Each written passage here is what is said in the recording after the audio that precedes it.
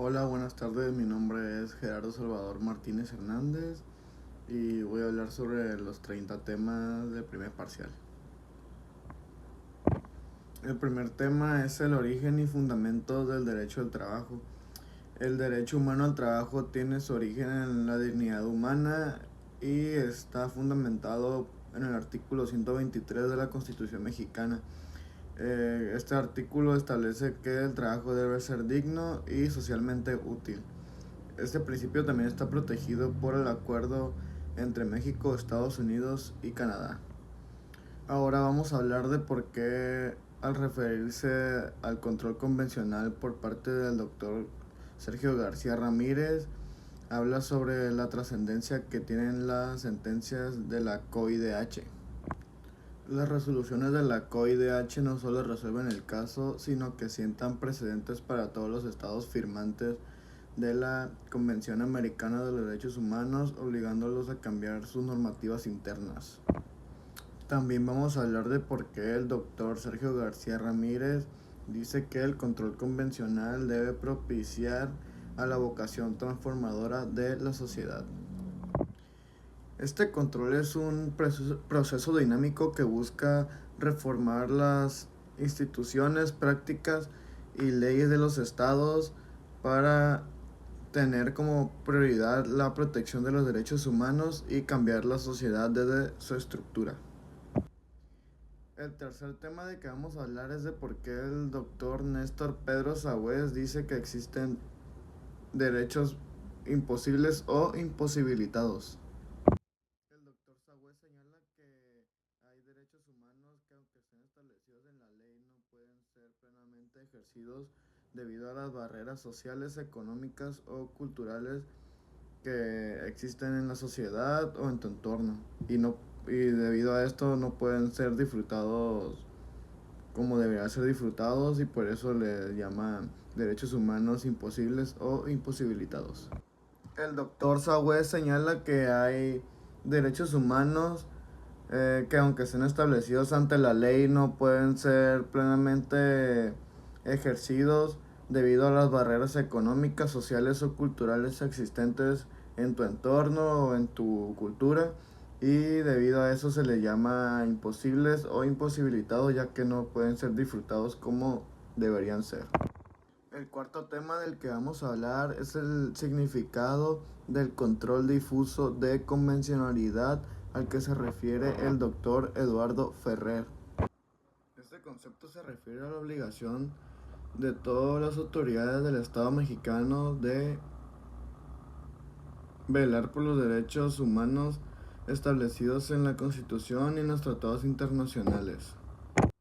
En el quinto tema vamos a hablar de la discriminación estructural en el caso de Hacienda Brasil Verde versus Brasil. En este caso, el doctor Eduardo Ferrer explica que la discriminación estructural empieza cuando el Estado a través de sus acciones u omisiones ayuda a crear un sistema de explotación. Ahora vamos con el tema 6, que es el juez como último en decidir según el doctor Rodolfo Luis Vigo. Esta frase de Rodolfo Luis Vigo significa que aunque todas las autoridades tengan la tarea de interpretar y aplicar la ley, es el Poder Judicial quien tiene la última palabra ante las situaciones jurídicas.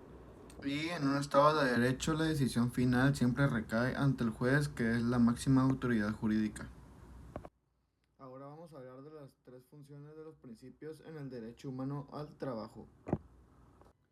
Según el doctor Jesús Naveja Macías, los principios generales del derecho laboral tienen una triple función. La función integradora, que es cuando llenan los vacíos legales cuando la ley no es clara. La función interpretativa, que ayudan a entender y a ejercer la ley de la manera más favorable para el trabajador. Y la función orientadora, que ayuda a crear nuevas leyes y políticas públicas que sean congruentes para la protección de los derechos laborales. Ahora vamos a hablar de la importancia del principio de equilibrio entre partes.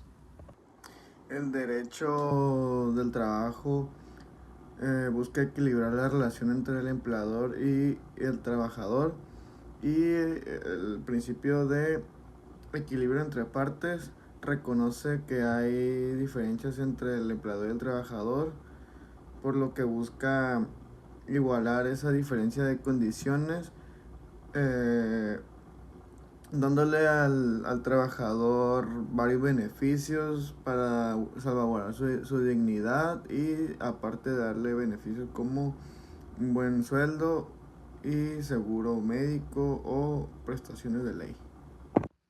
En el tema 9 voy a explicar la noción de trabajo como derecho humano y como deber social. El trabajo es un derecho humano ya que está ligado a la dignidad, al desarrollo y al bienestar como persona, pero también puede ser visto como deber social ya que a través del trabajo las personas ayudan y contribuyen al desarrollo y bienestar de la sociedad. La Constitución mexicana lo establece de esta manera en su artículo quinto y el artículo 123 lo califica como digno y socialmente útil, por lo que tienes un deber con el Estado. Ahora voy a explicar cuál es el fundamento constitucional y del TEMEC. El fundamento constitucional está en el artículo 123 y el del TEMEC está en el capítulo 23. El capítulo 23 establece estándares laborales entre México, Estados Unidos y Canadá. Asimismo, incluye la protección de acuerdos sindicales y mejores condiciones de trabajo. Ahora voy a explicar la importancia y trascendencia de los estándares que debe cumplir el derecho al trabajo. El trabajo digno, que es aquel donde se respeta la dignidad humana del trabajador, sin discriminación, con acceso a seguridad social, a capacitación y a un salario digno. El trabajo socialmente útil, que es que no solo debe beneficiar a la persona como individuo, sino beneficiar al desarrollo social y a la riqueza nacional. El Estado tiene la obligación de supervisar que los dos estándares se cumplan para asegurar el desarrollo económico con justicia. Ahora hablaré sobre los tipos de empresa que reconoce la Constitución. La Constitución en su artículo 25 reconoce la existencia de empresas privadas y sociales y su participación en el desarrollo económico buscando la producción, la distribución de la riqueza y el crecimiento del empleo. La clasificación de las empresas según el Diario Oficial de la Federación emitido en el 2009 nos dice que una empresa micro es hasta 10 trabajadores, una pequeña es de 11 a 50 trabajadores, una mediana es de 51 a 250 trabajadores y una grande son más de 250 trabajadores. El fin último de la tutela judicial en empresas es el objetivo final de la protección judicial para las empresas, es garantizar que actúen dentro del marco legal, respetando los derechos de los trabajadores, cumpliendo con sus obligaciones y promoviendo la justicia social. Las diferencias entre el patrón y la empresa es que el patrón es la persona física o moral que utiliza los servicios de uno o varios trabajadores y la empresa es la unidad económica de producción o distribución de bienes o servicios. El siguiente tema es la libertad del trabajo del artículo quinto constitucional. La libertad del trabajo es un derecho fundamental que permite a cada persona dedicarse a la profesión, industria o comercio que más les convenga, siempre y cuando sea lícito y solo puede prohibirse un trabajo por resolución judicial cuando afecte derechos de terceros o por resolución gubernativa cuando lesione los derechos de la sociedad. El fin último de la tutela judicial para trabajadores es la protección judicial para los trabajadores, es garantizar su acceso a la justicia para que puedan hacer valer sus derechos, resolver conflictos laborales de manera justa y obtener una compensación por daños y perjuicios en caso de un despido injustificado o la violación de sus derechos laborales. En el siguiente tema, entre la diferencia entre trabajador de confianza y representante legal de la empresa, El trabajador es una persona física que presta a otra un trabajo personal subordinado. El trabajador de confianza, su categoría pues no depende del puesto, sino de la naturaleza de sus funciones. Ya pudiera ser dirección, inspección, vigilancia o fiscalización. A diferencia del trabajador, no tiene derecho a la estabilidad en el empleo. El representante legal del patrón es la persona que ejerce funciones de dirección, administración o gerencia y sus actos obligan legalmente al patrón. Su naturaleza jurídica es civil. El siguiente tema es el principio del desarrollo económico sostenible del artículo 25 constitucional. Este principio establece que el Estado debe planear, conducir, coordinar y orientar la actividad económica nacional para garantizar un desarrollo integral y equitativo. La generación de empleo y una justa distribución de la riqueza, pero sin comprometer el medio ambiente ni los recursos de las futuras generaciones. Eh, la diferencia entre discriminación y distinción es que la discriminación es una acción o trato que niega o restringe un derecho por motivos ilegales, como el origen étnico, el género, la religión, la orientación sexual, la discapacidad, entre otros, sin justificación objetiva o razonable. Y la distinción es una diferencia de trato legítima y justificada, basada en criterios objetivos y razonables. Por ejemplo, exigir ciertos conocimientos técnicos para un puesto de trabajo no es discriminación, sino una distinción basada en la capacidad. Ahora hablaré sobre los principios de igualdad y no discriminación. Estos principios son fundamentales en el derecho laboral y buscan que todos los trabajadores tengan las mismas oportunidades y sean tratados de la misma manera. El- la igualdad sustantiva se refiere a la igualdad de resultado, no solo la formal.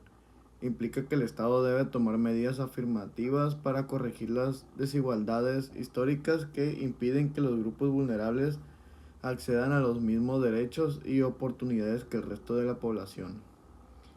El trabajo digno y su relación con la igualdad y no discriminación. El concepto de trabajo digno se basa en estos principios. Un trabajo es digno solo si realiza sin discriminación, en un ambiente de respeto, con igualdad de trato para todos y sin que se le niegue a una persona la oportunidad de acceder a un empleo o a mejores condiciones por motivos injustificados. La preferencia por capacidades del artículo 3. El artículo 3 de la Ley Federal de Trabajo permite que un empleador dé preferencia a un trabajador por sus capacidades o conocimientos, ya que esta es una distinción objetiva y razonable. En la diferencia de trato objetivo y razonable se refiere a una distinción legalmente aceptable en el trato a las personas. Un trato diferente es objetivo cuando se basa en una razón verificable y es razonable cuando busca un fin legítimo y es proporcionado al mismo. Ahora explicaré el principio de la supremacía de la realidad. Este principio establece que en caso de conflicto entre lo que se establece en un documento, como un contrato, y lo que realmente ocurre en la práctica, lo que prevalece es la realidad de los hechos. Por ejemplo, si un contrato dice que no existe una relación laboral, pero en la práctica se demuestra la subordinación, el juez debe reconocer la existencia de la relación laboral.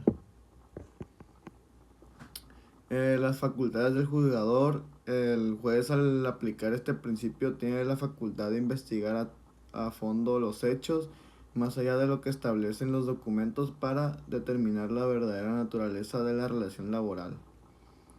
El principio de estabilidad en el empleo. Este principio es rector del derecho del trabajo porque busca garantizar que una vez que un trabajador ha sido contratado, su relación laboral no puede ser determinada de manera arbitraria. El siguiente tema es el principio pro persona y su relación con el control de convencionalidad. El principio pro persona establece que ante la existencia de varias normas aplicables a un caso, el juzgador debe elegir la que brinde la mayor protección a la persona. Este principio se relaciona con el control de convencionalidad, ya que obliga a las autoridades a no solo considerar la Constitución, sino también los tratados internacionales y aplicar la norma que sea más favorable para el trabajador. Ahora hablaré sobre por qué las reglas son prescindibles y también los principios. Las reglas son normas prescriptivas que se aplican de manera binaria y los principios en cambio son mandatos de optimización que deben ser ponderados y aplicados en la mayor medida posible. Las reglas pueden ser prescindibles si existe una mejor regla que se adapta al caso, pero los principios son imprescindibles ya que son los pilares sobre los que se construyen las reglas. El siguiente tema es la ponderación de principios.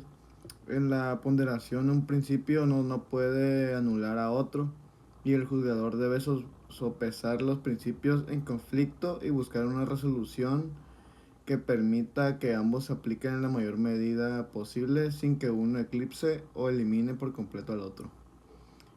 El siguiente tema son los efectos de acciones u omisiones del Estado. Cuando el Estado realiza acciones u omisiones que no se justifican de manera objetiva y razonable en la Constitución o en la convencionalidad, se produce una violación a los derechos humanos. Esto genera responsabilidades para el Estado y puede dar lugar a la nulidad de los actos o la reparación de los daños causados a las personas afectadas. La discriminación interseccional. La discriminación interseccional ocurre cuando una persona es vulnerable no por un solo motivo, sino por la combinación de varias condiciones que agravan su situación, como por ejemplo ser mujer, ser de una etnia minoritaria, con una discapacidad o con una orientación sexual diversa. La diferencia entre contrato de capacitación inicial y contrato a prueba. Ambos son modalidades de contratación que permiten al empleador evaluar las habilidades del trabajador, pero tienen diferencias. El contrato de capacitación inicial tiene como objetivo que el trabajador adquiera los conocimientos o habilidades que necesita para el puesto, y el contrato a prueba, su objetivo es que el empleador verifique que el trabajador cuenta con los conocimientos y habilidades requeridos para el puesto desde un inicio. Los derechos y obligaciones de estas formas de contratación. Durante la vigencia de estos contratos, los trabajadores tienen todos los derechos y obligaciones de un trabajador regular. La única diferencia es que, al término del plazo, el empleador puede dar por terminada la relación laboral si el trabajador no cumplió con los requisitos, sin que se considere un despido injustificado. ¿Por qué no vinculan al empleador con la estabilidad en el empleo? Estas modalidades de contratación no generan el derecho a la estabilidad en el empleo porque su propósito es temporal y de evaluación, y la ley permite que el empleador termine la relación laboral sin responsabilidad alguna. Algunos de los requisitos mínimos de contrato individual del trabajo son los siguientes: nombre, nacionalidad, edad, sexo, estado civil y domicilio de las partes, el tipo de la relación laboral, los servicios que el trabajador debe prestar, lugar o lugares donde se prestará el servicio, la jornada de trabajo, la forma y monto del salario, día y lugar del pago de salario, y la indicación de que el trabajador sea inscrito al Seguro Social, así como capacitación y adiestramiento. El uso legal del contrato por obra determinada. Esta modalidad se utiliza cuando la naturaleza del trabajo, como una construcción o un proyecto particular. La diferencia con el contrato por tiempo determinado es que el contrato por obra determinada finaliza cuando la obra o proyecto se completa, mientras que el otro tipo de contrato es por tiempo determinado y termina en una fecha específica independientemente de la finalización de la obra. El uso legal del contrato por tiempo determinado se usa cuando lo exige la naturaleza del servicio que se va a prestar, por ejemplo, para cubrir a una trabajadora con licencia de maternidad. ¿Cuándo se otorga el contrato por tiempo indefinido? Se otorga cuando no se estipula un plazo para la terminación de la relación laboral y la naturaleza de las actividades no se limita a un proyecto o a un tiempo especificado. La modalidad de contratación por temporada es la que se utiliza en trabajos que por su naturaleza solo existen en periodos cíclicos o discontinuos. Por poner un ejemplo, los trabajadores de un hotel que solo operan en temporada alta. La modalidad de contratación por hora en la Ley Federal del Trabajo establece que el salario puede pagarse por unidad de tiempo, lo que incluye el pago por hora. Y esta modalidad debe respetar todos los derechos laborales, como el salario mínimo y las prestaciones. El siguiente tema es la modalidad de contratación de trabajo o el trabajo a distancia. Y sus características es que el trabajo a distancia, que incluye el teletrabajo, es una forma de organización laboral donde el trabajador realiza sus actividades en un lugar diferente al centro del trabajo del empleador. Se caracteriza por el uso de tecnologías de la información y comunicación. La modalidad del trabajo tiene sus ventajas y particularidades.